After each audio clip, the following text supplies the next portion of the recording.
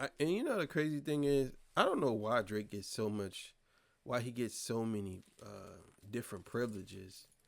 It's like all of these things are gonna be settled out of court. I'm telling y'all now, because once it hits the public, people gonna read what he said. People gonna read what happened, but they doing their best to keep this out of court.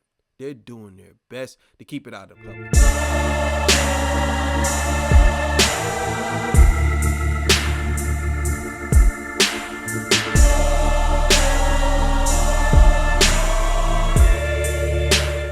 All right, man. Torture Talk After Hours. You know what it is. So today we're gonna be talking about Drake maybe showing up to the concert in Toronto. So we're gonna get into that. Make sure you like, share, subscribe. This is Torture Talk After Hours. Maybe I'll start talking with a deep voice. This is Torture Talk After Hours. Make sure you like, share, subscribe, baby. So, all right, so let's get it. When Jimmy Kimmel questioned Cesar about Drake during her Tuesday night performance on his show, she remained nothing. Welcome back, it's your host Nancy Brown. If you are new here, make sure you have subscribed to our YouTube channel. The conversation takes place before Cesar and Kendrick Lamar, who has been at odds with the Toronto rapper for the past year, co-headlined the Grand National Tour. Kimmel inquired whether she was nervous about everything after bringing up their date in Toronto. Cesar answered, Are you worried about that at all? Are you worried? I'm not worried about it. I wouldn't be either. Yeah. I think it's gonna be so fun. Yeah, but are you gonna come? What if you know who shows up to the show in Toronto? Well, who knows who? Who knows you know who know what? The wizard will just wave his wand and he will disappear. And that's what the man behind the curtain is curtain. Elsewhere in Cesar's interview with Jimmy Kimmel. Yeah, so I guess I could ask that question. Do y'all think that Drake will actually show up? Now, not when I mean by show up, not show up on stage. I mean, do y'all think he's gonna show up to the concert, any one of those concerts? I'm gonna say no. I'm gonna say he's not. But I will say that this is gonna be very interesting. That he's gonna do 2 shows in Drake City. 2 shows in his city. So this is gonna be very, very interesting. And I wanna see how this plays out. I wanna see how it plays out. You know what I'm saying? She discussed her upcoming movie with Keke Palmer, One of Them Days. I would imagine you guys are working on a sequel to this film. Yes. I mean, you must be, Kimmel asked. She joked in response, Keke's tired of me. She's gotta be. She's chock full of energy. I would be so honored to be involved in anything that they did again. The film hit theaters back in January. I still think that Kendrick could have done Stadium without SZA. I do. Again, I don't want to dismiss it. I just think his fans is broke. Many conspiracy theories concern. It's like, you and the girl Portia got debunked already, bro. The tickets are almost sold out, bro. Y'all got debunked already. I don't understand why you Akademiks does stuff like this. It's like, I hate when people like him pocket watch or counting what people have. Like, just let Kendrick be great, bro. Like, if you're gonna talk about Kendrick, at least talk about the music. Stop talking about personal things as if you know him, or talking about personal things like his fans are broke. Like, come on, bro, cut it out.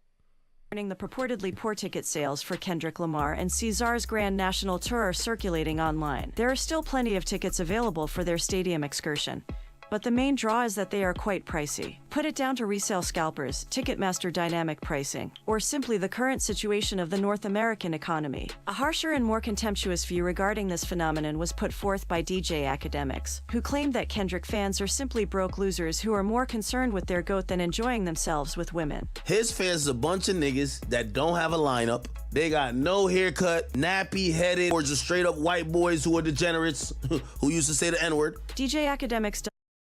And you see how he throws that in there? You know what I'm saying? It's like, you don't know this for sure, but he loves to try to do stuff like this. He is what they call, he's a sociopath. You know what I'm saying? I totally believe that Akademiks is a sociopath. You know what I'm saying? He loves to cause fires and laugh about it. Like, he is such a sociopath. It's crazy, man. It's crazy. Doesn't actually mean this as a criticism against Kendrick Lamar and Caesar, even though it is a fairly basic and overly stereotyped picture of who attends their performances. The fans are essentially fighting over who is the cooler gang and who has more bragging rights, much like the other dynamics surrounding the Drake rivalry. Although his portrayal of that battle is not particularly sympathetic, he is correct to note that the primary barrier to grand national interest is the financial load. Regardless, Kendrick Lamar's incredible success over the previous year cannot be overshadowed by all of this conjecture regarding ticket sales and demographics. Recently, his latest album GNX became the quickest hip-hop album of the 2020s to reach over 2 billion streams, surpassing Travis Scott's Utopia. Caesar received a lot of love. I also think that when it come down to it, I also think that Kendrick Lamar can do a stadium, could have did a stadium by itself, but I think that it's a good look for SZA. And if I'm Kendrick and SZA, this is just me, I'm 100% dropping the album. Or I'm premiering at least 3-4 songs. I'm telling you, I'm doing that. I'm doing that. An appreciation for her recent endeavors, which are evident in her commercial performance. Sauce Deluxe, after their spectacular Super Bowl halftime show, the pair's Luther collaboration peaked at #1 on the Billboard Hot 100 chart, demonstrating Lana's recent success. Drake is still making progress in his court cases. In his Texas appeal, the rapper initially... You know, the crazy thing is, SZA, and I just noticed this, Kendrick had on blue, she had on red. Yo, the symbolism in this joint is crazy to me. How they just, if you sit down and watch that halftime show, you'll see how phenomenal that joint is. That joint is actually really good. They put that joint together good, man. And I think a lot of people hating on it for no reason. They're not even looking into it. It's like, oh, let me just hate on it because I love simplicity. I love Drake. It's crazy. It is crazy. Included iHeartMedia. OMG was part of the initial submission, which was the first step toward a possible lawsuit. However, it seems that iHeartMedia and the Six God have reconciled and shared a kiss. Both parties are happy with the settlement that has been reached, according to the rapper's legal team. Although there aren't many details, the deal comes at a risky moment for iHeartMedia. Drake's attorney attested that the agreement was amicable and advantageous to both their client and the media company. We are pleased that the parties were able to reach a settlement satisfactory to both sides and have no further comment, the team said in a brief statement. iHeartMedia has refrained from commenting on the accord, and the specifics of the settlement have not been made public. The FCC is currently looking... And you know the crazy thing is, I don't know why Drake gets so many different privileges. It's like, all of these things are going to be settled out of court. I'm telling y'all now. Because once it hits the public, people going to read what he said. People going to read what happened. But they doing their best to keep this out of court. They're doing their best to keep it out of public. Because they already know once it hits the public and you see, it's different when people say something versus you read what they said for themselves. And I think that if people if people find out that Drake is out here telling on people, yeah, it's a wrap for that dude. It's already a wrap for him, be honest with you. But yeah, I'm gonna end it there because they started talking about the legal case, and that's pretty old. We don't want to talk about that no more. That's old. Yeah, man. You just gotta understand. I think at this point, if Drake shows up to the show, what do y'all think? Y'all think Drake gonna show up? I don't think he is. I think he's gonna be out of town. But we need to see how this gonna play out.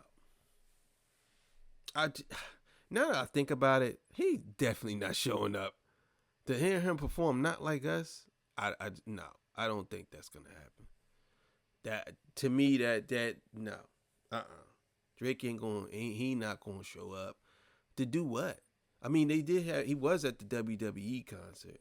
We did see that. He did show up there, not concert, but the show, and he behind people throwing up gang signs. Like, boy, you throwing up gang signs, Drake? Come on, bro. You gotta chill, bro. You gotta chill. But thank y'all for joining me. I appreciate y'all. All right, man. Make sure y'all go subscribe to Torture Talk. You know what I'm saying? This is Torture Talk After Hours. See y'all. Peace. Bye.